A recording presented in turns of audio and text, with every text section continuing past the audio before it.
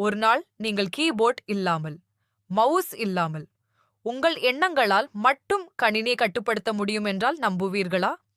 இது சினிமா கற்பனை அல்ல. தற்போது உருவாகிக் கொண்டிருக்கும் தொழில்நுட்பம். அதன் பெயர் நியூரலிங்க். மனித மூளைக்கும் கணினிக்கும் இடையே நேரடி தொடர்பை உருவாக்கும் முயற்சி இது. அது எப்படி வேலை செய்யும்? மூளையில் உருவாகும் சில மின்சார சிக்னல்களை கணினி புரிந்து கொள்ள உதவும் ஒரு சாதனம் பயன்படுத்தப்படுகிறது. அதன் மூலம் சிலர் திரையில் உள்ள கர்சரை நகர்த்துவது போன்ற செயல்களை செய்ய முடியும் என ஆராய்ச்சிகள் நடைபெற்று வருகின்றன.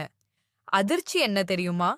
எதிர்காலத்தில் சில உடல் இயக்க குறைபாடுகள் உள்ளவர்களுக்கு தொழில்நுட்ப உதவியாக இது பயன்படலாம் என்று ஆராய்ச்சியாளர்கள் நம்புகிறார்கள். ஒரு நாள் உங்கள் எண்ணத்தால் மட்டும் ஒரு சாதனத்துடன் தொடர்பு கொள்ள முடியுமா என்ற கேள்விக்கு பதில் தேடப்படுகிறது.